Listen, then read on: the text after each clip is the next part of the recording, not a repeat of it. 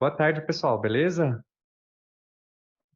Boa tarde a todos. Todos. Boa tarde a todos e a todas. Boa tarde. Olha aqui. Boa tarde, gente. Eu vou dar tipo uns minutinhos aí, uns 6, 8 minutinhos para o pessoal ir entrando e aí a gente começa, beleza? Então, se quiser pegar uma água aí, vai ser um bate-papo bem descontraído, legal. A Thaís é uma pessoa incrível. Acho que vai ser bem divertido. Então, a gente se fala daqui uns minutinhos, tá bom, gente?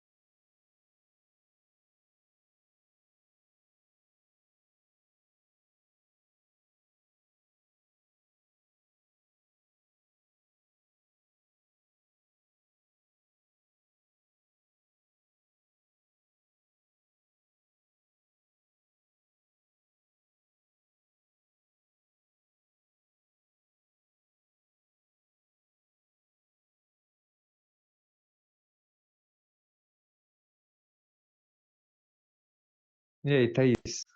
Bom? E aí, Bruno? E aí, gente? Beleza? Tudo certinho, Thaís. Thaís, enquanto o pessoal vai entrando aí, queria te agradecer muito pelo seu tempo e, poxa, é um prazer aí estar batendo esse papo contigo. E aí, você quer aproveitar esse tempinho no começo, então, para se apresentar e contar um pouquinho do seu histórico enquanto vai entrando os pessoal? Boa, vamos lá. Primeiro, obrigada pelo convite. Eu adorei estar aqui, já venho conversando contigo, sou fã da comunidade, está me ajudando muito, inclusive. É, Bom, eu, diferente de boa parte do pessoal que está na comunidade, não sou dev, não sou técnica. Eu sou publicitária de formação, mas logo ali no meio da minha carreira já comecei a me especializar na área de growth. Eu passei 5 anos da minha carreira em multinacionais, trabalhei na Danone, Nestlé, sempre com marketing de produto ou marketing digital, mas sentia que ali não era dinâmico o suficiente para mim. Então, foi a primeira vez que eu empreendi. Eu empreendi numa consultoria, eu criei uma consultoria de marketing digital para pequenas e médias empresas, não necessariamente digitais, a gente trabalhava mais com transformação digital para essas empresas, só que eu não executava nada para elas, eu acabava fazendo recrutamento de equipes. E aí a gente recrutava as pessoas, capacitava essas pessoas para executar o plano e garantir o crescimento da empresa. Depois disso, eu fui para uma startup, foi aí que eu entrei no mundo realmente de produtos, tecnologia, software. Era um marketplace de serviços, tipo um Uber dos serviços domésticos, meio Get Ninjas, mas mais modelo Uber. Eu fui a quinta pessoa dessa empresa e foi aí que eu precisei entender como crescer negócios de uma forma escalável. A gente quase não tinha recurso, a gente tinha poucos investidores na época e meu papel era construir a área de marketing e growth. Eventualmente eu passei até a fazer parte comercial, eu tinha um time de vendas, e a gente cresceu o negócio, eu fiquei 3 anos lá até fazer um M&A. Então, a gente foi vendido para um grupo, o maior grupo de serviços do Brasil, a Tempo Assist comprou a operação. A gente conseguiu investidores como o Cirela, então foi um case bem interessante assim, para entender que era crescer um aplicativo. E nesse momento eu comecei a estudar Growth muito mais profundamente, entender como que fazia validação de produto, como constrói uma boa solução para o usuário, para que ele queira consumir, e entender como que a gente pode pivotar o negócio até chegar de fato na proposta de valor ideal. Posso depois aprofundar até um pouquinho como a gente foi fazendo isso, né? Como a gente chegou no modelo de negócio que finalmente deu certo. E aí, depois desse período, eu acabei passando para o quinto andar. Então, eu fiquei 1 ano e meio no quinto andar, estruturei a área de growth B2B da empresa.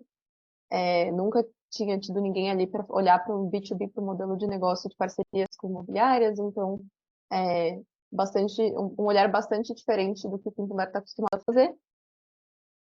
Mas estruturando times de novo, crescendo negócios. E foi aí que eu comecei a me interessar por microsas, entrei na comunidade do Bruno, conheci ele.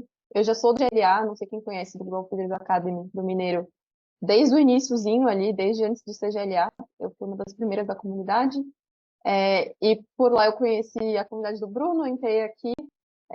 Hoje eu dou consultoria para algumas empresas, inclusive um dos meus dos advisors que eu faço é para um microsas de inteligência artificial voltado para o mercado financeiro, que está começando agora, então a gente está bem no momento de validação, fazendo pesquisa com o usuário, validando canais. E aí, por isso que eu estou aqui falando com vocês, por conta dessa minha experiência. Também dou aula, enfim, faço um monte de coisa. Pô, faz bastante coisa mesmo. Bom, legal, então vamos começar. Então, Thaís, assim, dado esse histórico todo, conta um pouquinho. Eu acho que vale a pena a gente começar um pouco por essa experiência que você teve na Fix, né? Que você entrou como quinto funcionário e você participou até um M&A, que inclusive foi uma venda da empresa por 220 milhões de reais, né? Só fazendo um detalhe aí. Então, assim, eu acho que vale a pena você contar um pouco de como foi essa etapa quando você estava indo para mercado, né? Porque quando eu conheço a Fix daquela época, eles ainda, tipo, não tinham um produto definido ou um público muito claro. Então, era muita incerteza de para quem vender, como vender. E ainda mais sendo um marketplace, você tinha que estar sempre equilibrando a balança entre prestadores de serviços, que também é um cliente que você também tem que estar vendendo, né? E adquirindo eles. Então, conta um pouco, através dessa ótica de microsas, né, de validação de ideação, como que foi esse início de jornada para você? Boa. Essa parte foi bem legal, assim, da trajetória da Fix. Eu fui a quinta pessoa do time, mas quando eu cheguei, o aplicativo já existia, né? Uma primeira versão beta ali já dava para baixar e usar no celular. Já tinha alguns prestadores de serviço conectados, então, para todo mundo entender o modelo de negócio, eu tinha, sei lá, um problema na minha casa de vazamento, eu filmava o problema, fotografava, explicava num vídeo, submetia no aplicativo e aí os prestadores cadastrados recebiam aquilo, faziam um orçamento, me mandavam o preço e eu poderia contratar se eu quisesse. E aí eu via as avaliações desses prestadores, tudo mais, pagava pela plataforma, fazia o serviço e era isso. Só que a gente tinha muito poucos clientes, era o tal do Family and Friends ainda, né? A gente tinha algumas pessoas conhecidas usando, que gostaram, mas mais ou menos, e ainda tinha um processo manual gigante por trás dessa operação, porque afinal a plataforma era de tecnologia, mas o serviço em si é mão de obra física, não tem jeito. E aí, quando eu cheguei lá, eu comecei a analisar a base de usuário que a gente já tinha cadastrado, né? Tanto as pessoas que fizeram um cadastro no aplicativo e consumiram o serviço, ou seja, usaram o prestador, quanto as pessoas que abriram o chamado, pediram um orçamento e não contrataram, porque ela poderia simplesmente ver o preço e ir embora. E a gente tinha um desbalanço gigante, a gente tinha um monte de orçamento sendo solicitado, proporcionalmente ao volume de pessoas cadastradas, então a pessoa chegava a solicitar um orçamento e não contratava o serviço, na maior parte dessa análise, né? E eu gosto sempre de dizer que, a partir do momento que você tem um produto com algum tipo de base de usuários, que seja 50, 100 pessoas usando, você já precisa começar a meio que analisar essas pessoas, categorizar essas pessoas, fazer uma análise e medir qual que é o perfil de cada público e começar a criar segmentos para você estudar cada um. E aí você vai começando a encontrar aonde está a melhor oportunidade, onde está o maior problema que você tem que resolver. E aí a gente começou a ver que o maior problema que a gente tinha que resolver eram as pessoas que pediam orçamento e não contratavam. Então, fomos lá fazer uma grande pesquisa super estruturada, pegar o telefone e ligar para esse pessoal. Eu brinco que o pessoal tem muito receio de fazer pesquisa porque acho que vai ser complicado, mas é basicamente pegar o telefone e ligar, gente. Não tem grandes mistérios. Então a gente ligou para vários clientes, conversou com essas pessoas e aí a gente entendeu que muitos deles eram inquilinos, não contratavam o serviço porque tinham que pegar 3 orçamentos, mandar para a imobiliária tinha que mandar para o proprietário tinha que aprovar. E aí essa jornada era super complicada e a pessoa não podia contratar. Então a pessoa gostava, assim, da experiência que ela tinha, não tinha grandes problemas para pedir o orçamento, mas na hora de aprovar não era ela. Então, assim, pergunta, vocês pressuporam que o público final de vocês do marketplace era um B2C, quando vocês começaram a ver que muita gente era meio que um B2B ali por tabela, um B2B2C que estava tipo fazendo orçamento, não estava convertendo, né? Era outra público-alvo, outra persona, né? Na verdade, essa foi a primeira descoberta, então eu tinha uma massa de pessoas que precisava do serviço e não podia contratar. Mas a segunda descoberta é que quando eu falo de manutenção de serviços, o meu uso é muito pouco recorrente. Então você não precisa de um pedreiro todo dia, você precisa de uma vez por ano, sei lá, um encanador. Você espera não precisar. Então, a primeira hipótese, antes da gente começar a analisar o que a gente tinha, eu vou fazer mídia no Google.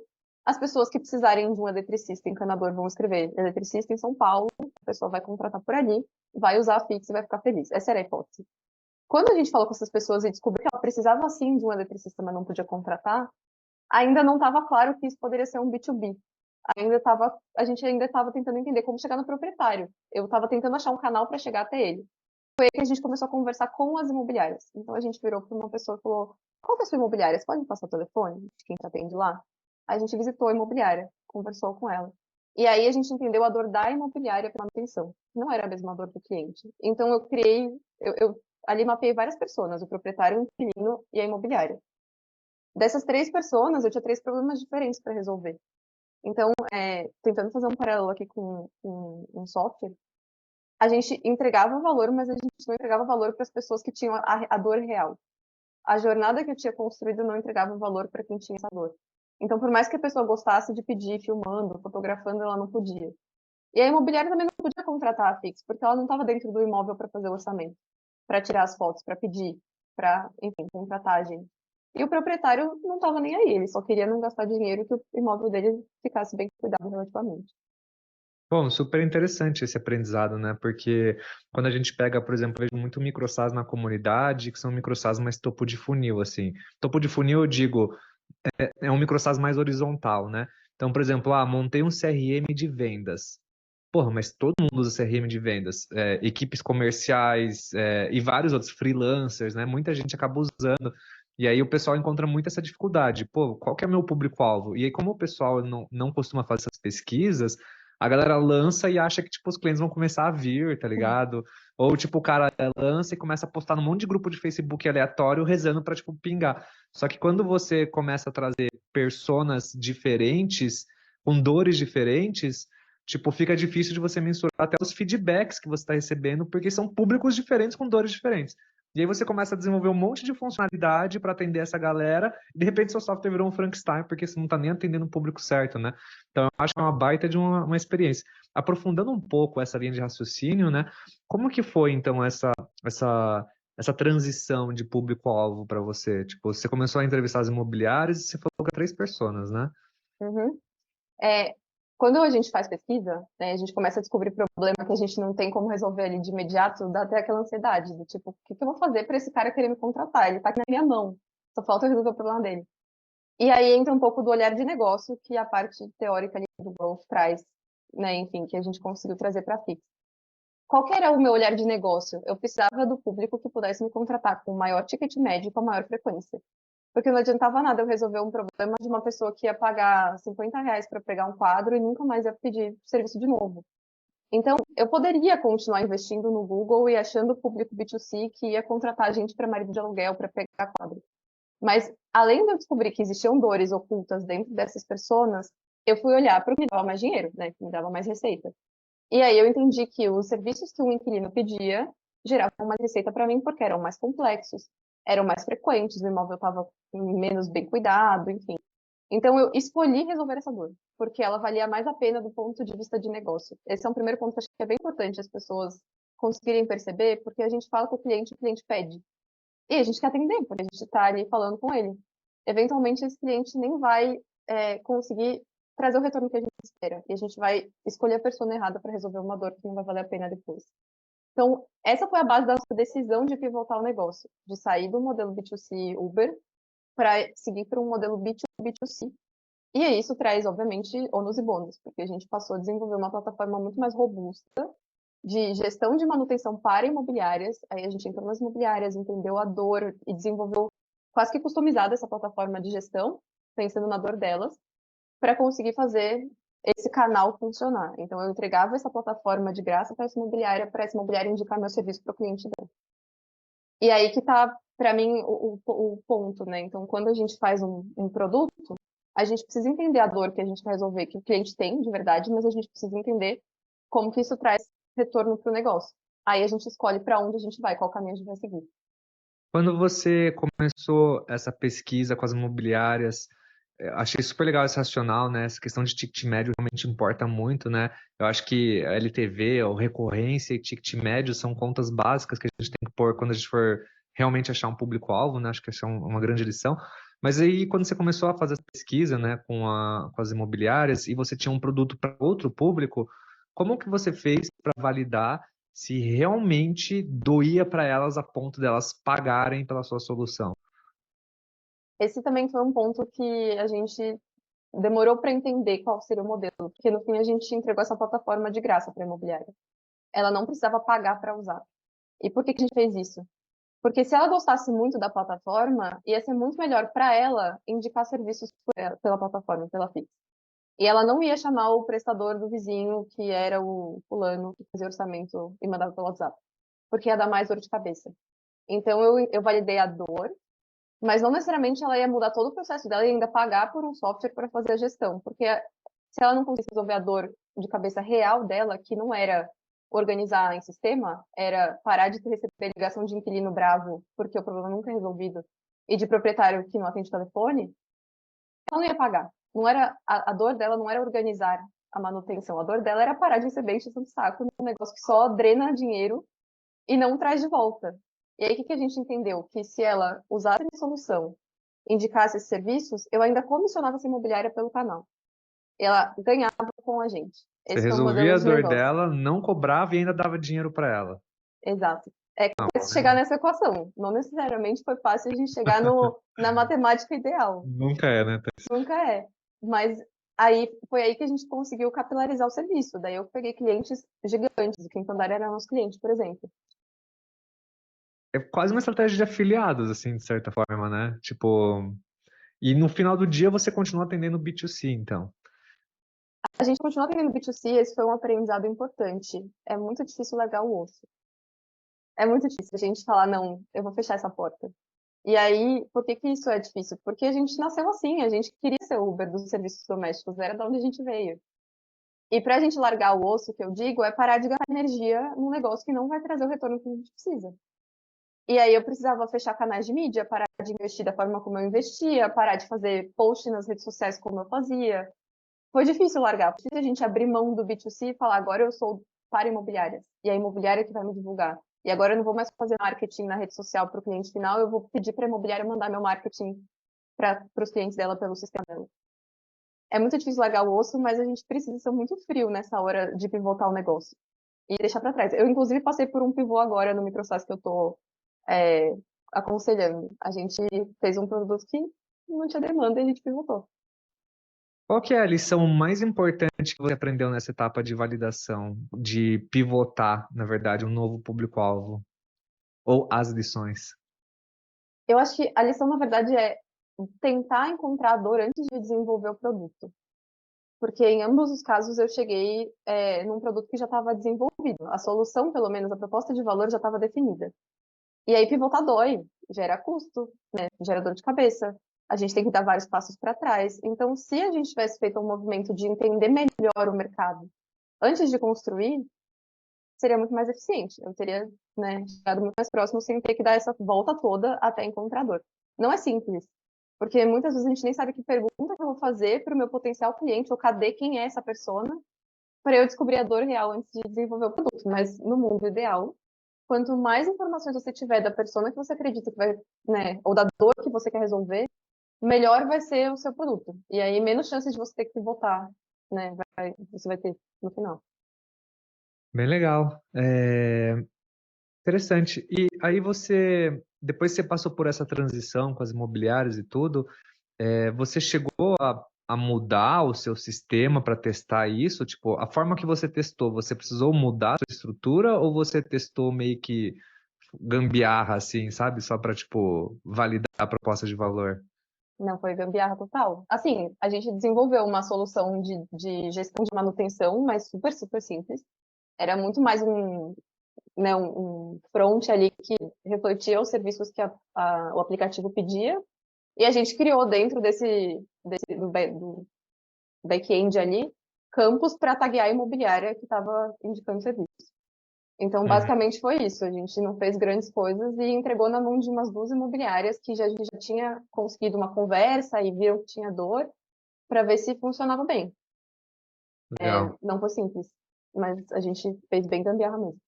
E Thaís, tipo, não nesse contexto, né? Mas você fala essa questão de passar a mão no telefone e ligar, né?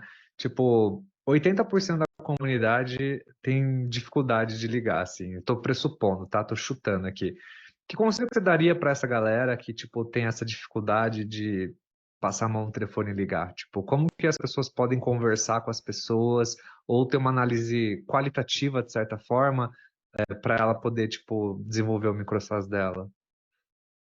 Eu acho que tem 2 coisas aqui. Primeiro é a gente entender que faz parte do processo de desenvolver um produto. Tipo, falar com o cliente faz parte do processo. Se você não quiser falar com o cliente, você vai ter um problema depois que você vai ter que resolver. Então, isso é encarar como parte do trabalho e fazer. Eu acho que não tem muito mistério. E você acha Agora, que o WhatsApp funciona? Tipo, mandar mensagem assim ou não é a mesma coisa? eu não acho que é a mesma coisa. Eu acho que, então, quando eu faço pesquisa, o primeiro passo é definir qual é o objetivo dessa pesquisa. Porque você não vai pegar e ligar para o cliente sem saber o que você vai perguntar, né? Senão não vai funcionar, você vai perder tempo. O primeiro passo é definir qual é o objetivo. Então, tem vários momentos do negócio que você precisa fazer pesquisa. Aí você vai escolher, é uma pesquisa quantitativa ou qualitativa? Eu preciso de insights ou eu preciso de dados? São coisas diferentes, né? Se eu falar com 3 pessoas, elas por 1 hora, meia hora, elas provavelmente vão me dar insights riquíssimos, mas eu não vou ter base de estatística para tomar grandes decisões de negócio, pivotar e tal, né? Preciso escolher ali meu objetivo. Se eu quero validar uma feature simples ou falar algo muito pontual, eu só quero validar uma dúvida, eu posso até tentar mandar pelo WhatsApp e ver se funciona. Mas no nosso caso, eu não fazia ideia da resposta. Então eu precisava entender, e aí eu gosto de fazer pesquisa qualitativa quando eu realmente preciso de insights, né, de entender melhor a dor. E aí eu faço num modelo meio de funil, o roteiro, assim. Então, primeira camada de pergunta é uma pergunta ampla. Qual é a sua rotina? O que que você faz? Tipo, perguntar coisas assim, ou saber a vida da pessoa, meio que para o segmento que você quer. Então, no caso do MicroSAS que eu estou auxiliando, a gente começou, o público é o mercado financeiro. A gente pegou uma pessoa de cada tipo do mercado financeiro, dos mais diversos tipos de trabalho que a pessoa faz. Eu perguntei qual que é a sua rotina. Antes de eu falar de inteligência artificial, antes de eu falar de relatório, do que eu estava entregando, eu precisava entender como que essa pessoa trabalha, porque daí eu começo a tentar pensar aonde que minha ferramenta encaixa na rotina dessa pessoa. Aonde que a rotina dela está doendo para depois eu oferecer meu produto. Aí depois que eu faço essa parte macro, daí eu falo, legal, e você já usou a inteligência artificial alguma vez? Como que você usa? Você confia nas informações que vem de lá? O que que você costuma perguntar para o chat GPT? Eu não falei da minha ferramenta ainda, então eu vou criando camadas. Se fosse no caso da Fix, eu perguntaria como que você, sei lá, qual é o seu dia a dia na sua casa? Como você cuida da sua casa? Ah, e se tem um problema, como que você resolve? Onde você vai? Até eu falar da Fix.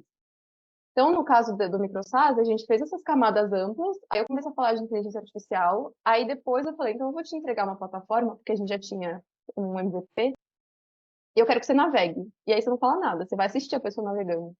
E vai ouvir o que ela tem a dizer, tentando enviesar o mínimo possível.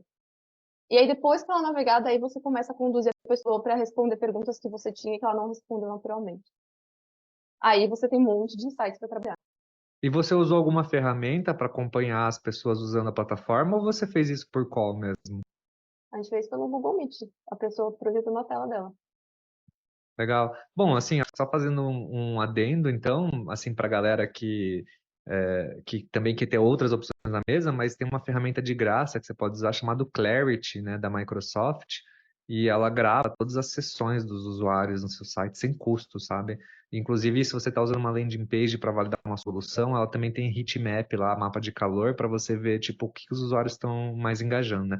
Mas aí, voltando para o assunto, né, Thaís, gostei desse seu microsas. Então, assim, a sua hipótese foi, cara, nosso produto é para o mercado financeiro, mas eu não sei quem é meu público-alvo. Na verdade, a sua hipótese é, será que o mercado financeiro vê valor no meu produto, né? Acho que essa foi a pergunta que você fez. E aí você pegou, então, várias personas, mas dentro da mesma vertical financeira e saiu batendo na porta da galera. como você fez para conseguir achar essas primeiras pessoas para você conversar? Tipo, quais foram as estratégias que você usou, os canais? Tipo, foi networking, grupos de Facebook, amigos? Como que você fez para achar essas pessoas? Olha, a gente está em duas pessoas. Tem o founder, desenvolvedor e eu, como advisor. Ele tinha 3 amigos, eu tinha 2 amigos, gente. Foi tipo assim, bem simples, porque eu tenho um amigo que trabalha em um banco, outro é consultor financeiro, e tem um fulano X. E aí a gente foi perguntando, não necessariamente essas vão ser as personas finais, a gente pode ter descoberto que para nenhuma delas foi bom, né? É, mas pelo menos eu já sei o que que eu não devo fazer, porque essas pessoas não têm a dor. E aí eu vou continuar caçando as pessoas. Ah, vamos supor que eu descobri que realmente está péssimo, eu vou ter que procurar outro tipo de pessoa, muito específica. Aí, caminhos, entrar na comunidade, que tem esse grupo de pessoas, começar a fazer networking, perguntar para alguém no LinkedIn que você viu que está mais inserido nesse meio. As pessoas dificilmente negam conversa. Assim, eu aprendi isso ao longo do tempo. Quando você fala, vamos tomar um café, eu queria muito sua ajuda, depois vou te dar algo em troca, eu te agradeço, e etc. Você faz um convite bem feito, dificilmente a pessoa vai negar. As pessoas gostam de ver novidade, então não deveria ser tão difícil encontrar essas pessoas, sabe? É verdade. E essa dica que você deu é muito boa, assim. Quando eu costumo validar minhas ideias e eu não conheço ninguém, eu acho que, na verdade, dando um passo para trás, né? Eu acho que o mais importante é você achar pessoas que você conhece para você validar a ideia, né? Acho que esse é o primeiro passo. Se você não conhecer ninguém, uma coisa que sempre funcionou para mim foi, tipo, pegar uma rede social minha, tipo um Instagram, um LinkedIn, e postar. Falar assim, galera, alguém conhece alguém do mercado financeiro e pode, tipo, me indicar? E aí sempre pipoca, tipo, indicação, assim, sempre pipoca, né? E a partir dessa Uhum. indicação, normalmente eu mandava um WhatsApp para a pessoa, me apresentando, falando que eu estava conduzindo o desenvolvimento de um software e que eu adoraria, tipo, conhecer essa pessoa, bater um papo e perguntar se ela teria disponibilidade e se ela topasse e o software resolvesse, de certa forma, um problema para ela, a gente liberaria o acesso para ela de graça por um tempo, sabe? Então todo mundo topava, o cara falava, bom, participar de uma pesquisa, fazer networking e talvez até ganhar um acesso de graça. Então acho que sempre foi uma estratégia legal, né? E, e quando você pulou, tipo, com essas pessoas para conversar e bater um papo e entender a jornada delas, tipo, você tinha algum tipo de gatilho para, tipo, assim, que era assim, algum tipo de gatilho que você falava, cara, esse não é meu público-alvo? Tipo, puta, não é esse cara, assim. Tipo, o que que era para você que dava esse sinal claro que não é esse caminho, assim? Primeiro que a nossa ferramenta, ela traz dados financeiros atualizados de empresas do mercado americano. Então, e ela monta relatórios super bem estruturados, com storytelling e tudo, né, bem bonitinhos, com esses dados. Então, assim, eu precisava de alguém que use dados com frequência. Então, se a pessoa dizia, eu tenho um estagiário para me dar dado uma vez por mês, ela já não era minha persona, porque ela não tinha recorrência. Eu precisava de alguém que tivesse frequência na busca de dados, tipo, que isso fizesse parte da rotina ou de investimento dela, ou de trabalho dela para atender clientes, sei lá. Uma das hipóteses era, um consultor financeiro, sei lá, ele provavelmente vai olhar dados todo dia. Mas o que a gente descobriu ele até olha os dados, mas ele não precisa entregar o relatório, porque ele manda relatório de produto, ele não manda relatório do mercado para o cliente dele. Então a gente descartou essa hipótese. O mais importante foi a gente determinar as hipóteses que a gente queria validar antes. Consultor financeiro provavelmente usa dados todos os dias e tem dificuldade de consolidar esses dados numa boa apresentação. Hipótese a gente invalidou. A gente descobriu que, na verdade, não. A gente entende que sei lá, não lembro mais das hipóteses, mas o cara do banco X que trabalha com M&As precisa saber o status das empresas americanas porque ele trabalha com o mercado global. Aí a gente viu que ele até precisa, mas ele não tem muito tempo para olhar. Talvez ele seja uma persona, mas ele tem um pouco de restrição ali com a inteligência artificial, o software. Ele prefere usar softwares homologados pelo banco que ele trabalha. Então a gente já tinha uma dificuldade para entrar nesse mercado. E aí, a nossa principal dor é a gente desenvolver o produto antes de validar a dor. Então a gente está tendo que fazer o caminho contrário. A gente está tendo que encontrar a dor que encaixa nas soluções que a gente tem, e por isso que a gente já pivotou uma vez o negócio. E agora está validando de novo. E natural, né? Muitas vezes a gente desenvolve antes e tudo bem. Só que agora a gente está no caminho inverso.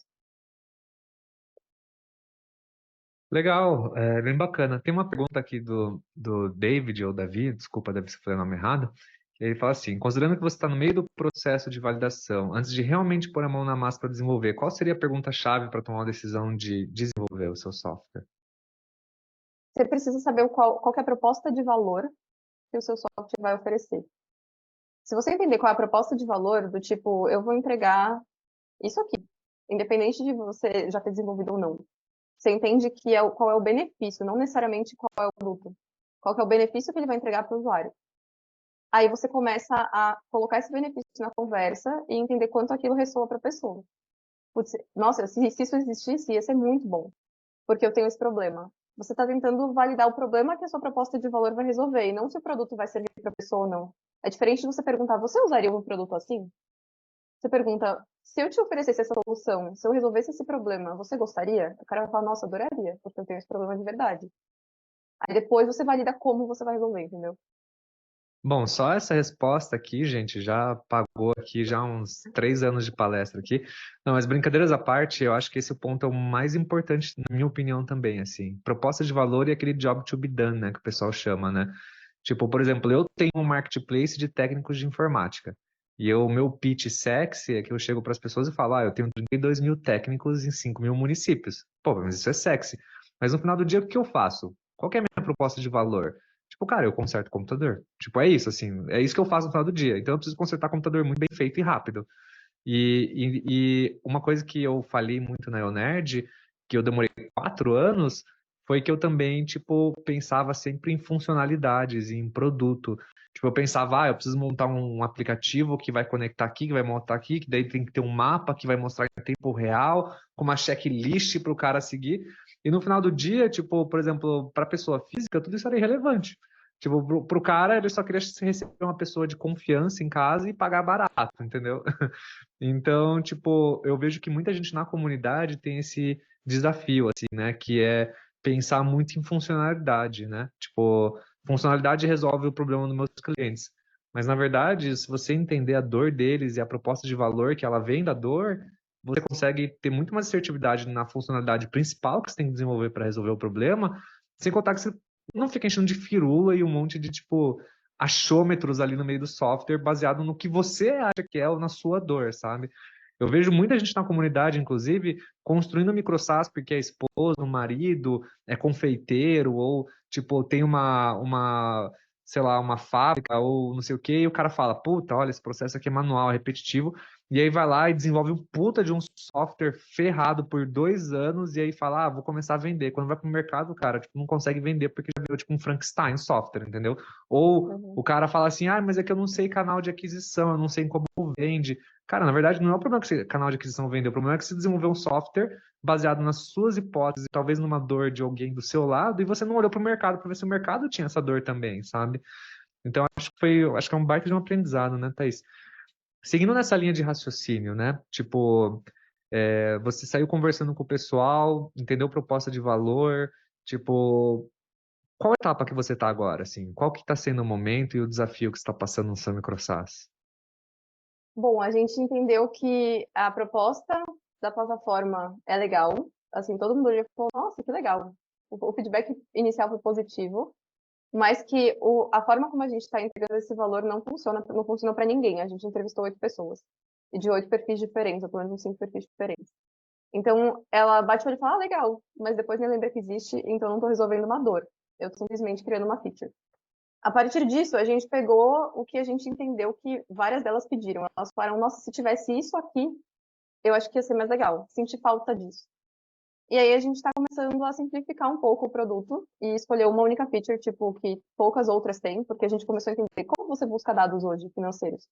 Eu busco na Bloomberg, eu busco no Yahoo Finanças, eu boto no Google, sei lá. Essas pessoas entendem que esses dados existem, mas estão muito pulverizados. Eu estou organizando. Aí essas pessoas entendem que elas querem o dado de ontem e o valor da ação, um jeito rápido para ver quanto é que está a ação daquela empresa, se caiu, subiu e, enfim, os dados trimestrais. A gente oferecia dado anual, a gente não oferecia dado trimestral. Então a gente pegou algumas coisas que a gente entende são prioridade, algumas falaram, eu queria comparar empresas, a gente não comparava empresas. E a gente começou a desenvolver hipóteses de quais dessas features são as mais relevantes e quais delas são as mais simples de desenvolver. Eu estou usando o tal do ICE Score para priorizar, né? Não sei se todo mundo já conhece, mas é quanto de impacto potencial eu acredito que aquilo tem, qual que é o esforço que eu tenho para fazer, se é alto ou baixo, e quanto de confiança eu acredito que vai dar certo. Então, se eu tenho bastante confiança e um alto impacto potencial para o meu negócio, mesmo que seja difícil, você pode até escolher fazer. No nosso caso, a gente está indo pelo esforço, porque a gente tem milhões de hipóteses para validar, a gente não tem muita certeza, muita confiança de nenhuma, então a gente está mudando algumas coisas, mas a gente entendeu que tem potencial nesse. Diferente do anterior, que era um produto de apresentações, né, desenvolver apresentações por inteligência artificial, esse não tinha muito potencial, porque os concorrentes eram muito melhores que a gente. Aí a gente abriu mão mesmo. Esse aqui a gente viu que as pessoas iam gostar, mas faltam algumas coisas. Agora a gente está pivotando e desenhando novos features. Mas uma coisa que eu acho que é legal dizer, assim, primeiro, não tenho medo de pagar, entre aspas, por dados. Seja com cupom, seja com dinheiro mesmo, seja com o seu tempo, o tempo da pessoa. Tipo, o dado é o mais valioso possível para você parar de perder tempo. Você vai desenvolver um tanto de coisas, só depois vai validar, cara, não funciona. E não se apeguem tanto às features. Na Fix, a gente se apegou muito a muitas coisas. E aí dava dó de tirar. Tem um podcast do cara da Adobe, esqueci, o Brian Balfour, que ele fala que, sei lá qual ferramenta deles, tinha um jeito o Behance. Tinha várias cores para você escolher qual era o fundo do seu Behance. E eles ficavam colocando feature, colocando feature, colocando feature. A partir do momento que eles desligaram várias features que eram supérfluas, veio umas reclamações ali no Twitter no primeiro dia e depois ninguém mais ligou. E aí o produto ficou mais leve, eles entregavam o mesmo valor, ficou muito mais simples de desenvolver outras coisas, porque o time de produto não tinha que estar olhando para aquilo e fazendo aquilo funcionar. Então, assim, às vezes menos é mais. Às vezes simplificar é o melhor caminho e desapegar também. Eu acho que menos é mais, eu acho que é um dos maiores desafios aqui da galera da comunidade. Não, é muito difícil. Eu tô falando aqui, mas eu também passo por isso, gente. Não, eu sei, é porque também cada micro SaaS é um nicho diferente, é um público diferente, né? Tipo, é uma jornada diferente, né? Mas então, se a gente fatiar essa cebola aqui, pensando nas camadas, então a primeira camada seria desenhar hipóteses, né? A segunda camada seria, então, as entrevistas, correto, Thaís? Ou tem alguma Aqui, antes? você desenha a hipótese da sua proposta de valor, da dor Uhum, que você acredita que existe, não do produto ainda, né? Eu vou uhum. criar hoje um microsite, então eu acredito que essa dor existe e que esse valor entregue vai resolver essa dor. Aí você conversa com as pessoas. Aí você faz uma entrevista em profundidade, qualitativa, conversando mesmo, né? Não faz formulário ainda, que eu acho que talvez não precise. Pega alguns insights e aí você desce mais um pouquinho e especifica um pouco melhor a proposta de valor que você está querendo entregar e valida de novo. Se você puder fazer um MVP nessa hora, tipo assim, uma landing page simples para a pessoa conseguir navegar e entender melhor a mensagem, até ajuda, porque daí ela vai ter algo para ver e não só para conversar. Mas o mais simples possível. E aí depois que você já tiver uma proposta de valor mais ou menos definida, aí você começa a fazer entrevista em profundidade com as pessoas para entender como que é o dia a dia delas e quanto aquilo encaixa na vida delas, quanto aquilo é relevante. Ah, validei, é relevante. Agora você começa a desenvolver o produto de fato. Aí você faz as suas hipóteses de features relevantes, quais delas você vai desenvolver primeiro e vai começando a implementar. E aí, nesse momento, você começa a olhar alguns canais de aquisição para ter uma base de usuários um pouco mais ampla. Para você não ter só o Family and Friends ali, você precisa ter um pouco de massa crítica para validar se está funcionando ou não. Aí sim entram os heatmaps, essas ferramentas que vão filmar, vão navegar, vão gravar o usuário. Aí eu acho que, inclusive nesse momento, se você já quiser fazer alguma pesquisa mais quantitativa, tipo um formulário, algo assim, já pode ser interessante para você listar dessas 5 features, qual você prefere? De 0 a 5, qual é a mais importante para você? Isso tem eu vou só fazer mais um parênteses aqui, já te deixo falar. Mas eu tive um workshop no quinto andar da Casec, que era um dos nossos investidores. E era sobre monetização, como que você encontra a melhor forma de monetizar o seu produto, né, o seu software. E aí, basicamente, era um questionário, um formulário ali que eles implementam, que é bem interessante, porque eles pegam um software que já existe, eles elencam todos os pontos, os valores que aquele software oferece. Então, eles deram um exemplo de um software de emissão de nota fiscal para PMS, pequenas e médias empresas. E aí, eles acreditavam que a simplicidade da ferramenta era importante, que o custo baixo por emissão de nota era importante, várias features, né? E aí, isso foi para desenvolver como que eles comunicariam a proposta de valor. E eles começaram a entregar para vários públicos específicos. Então, eles desenharam aquele público que emite muita nota, o público que emite pouca nota, mas em alto valor, e o público que é, tipo, empresa que acabou de começar, né, novos empregos. E eles fizeram essa mesma pesquisa para todos eles e elencaram quais eram as features mais importantes para cada um desses públicos. e qual era o potencial de LTV que eles teriam em cada um desses públicos. Então, quanto dinheiro eu consigo ganhar com cada um desses públicos? Qual deles é mais importante para mim? Um pouco do que eu falei ali da Fix.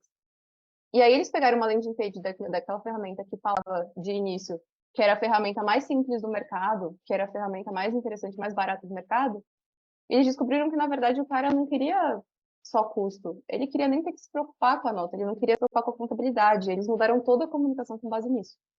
E aí eles começaram a monetizar mais, porque as pessoas entenderam o benefício que elas iam ter. Não mudaram o produto, mas mudaram a comunicação. Então, eu estou contando essa história mais para todo mundo tangibilizar a importância que tem as pesquisas, assim. Se você souber bem o que perguntar é o objetivo que você quer descobrir ali, o seu objetivo com a pesquisa, tem muito valor. Muito legal, Thaís. É, A Aline Costa, ela perguntou como pivotar com vários usuários usando a ferramenta e você sabe que no longo prazo não será sustentável. Aline, me diz se eu interpretei correta a sua pergunta, tá? Então, quer Isso, pode perguntar falar? para ela?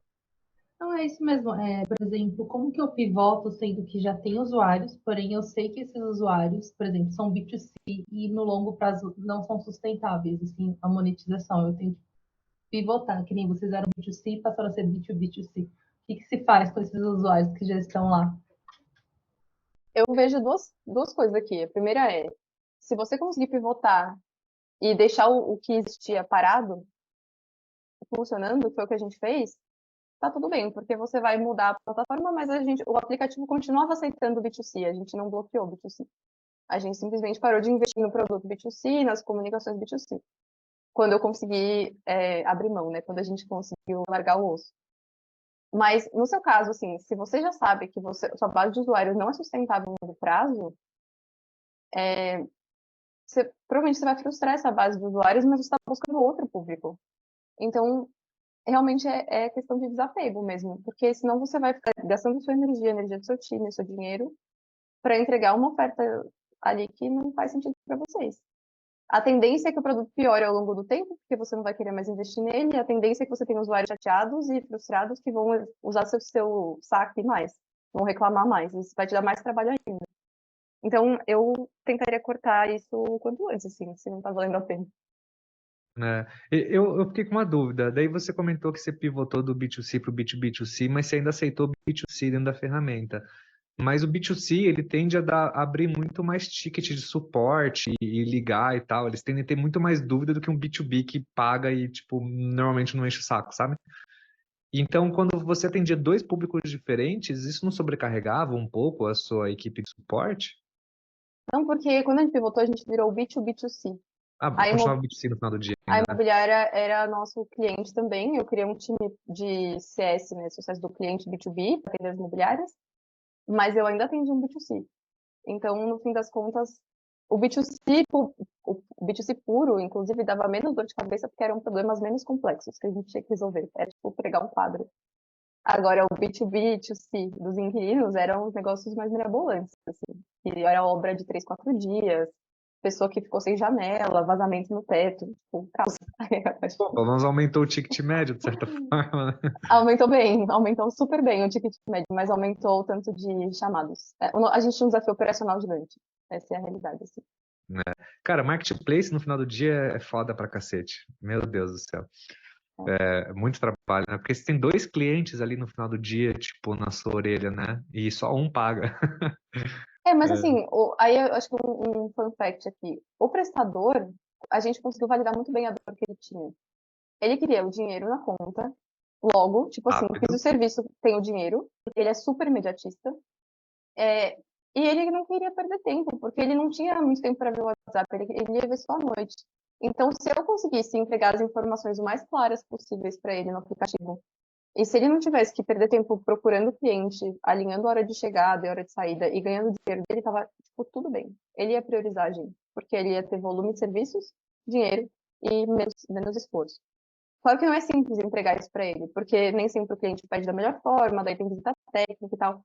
Ele tem complexidades, mas se eu sabia que se eu entregasse isso para o prestador, ele ia ficar feliz. O problema era como entregar. Legal, Thaís. Thaís, a gente já tá meio caminhando pro fim aí, infelizmente. eu não quero tomar muito tempo pessoal, mas eu queria então meio que olhar uma fotografia sobre os seus aprendizados, as lições e tal, né?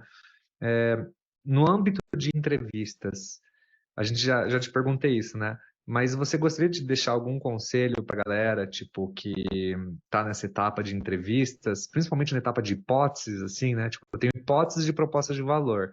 Tipo, e agora, assim, tipo, entrevistas, você quer dar mais alguma dica nesse aspecto? Porque eu sei que tem muita gente nessa etapa aqui na sala. O primeiro passo para mim é você ter um lugar para organizar a sua cabeça. E eu sei que isso é bem básico, mas muita gente não faz. Você vai lá e começa a perguntar.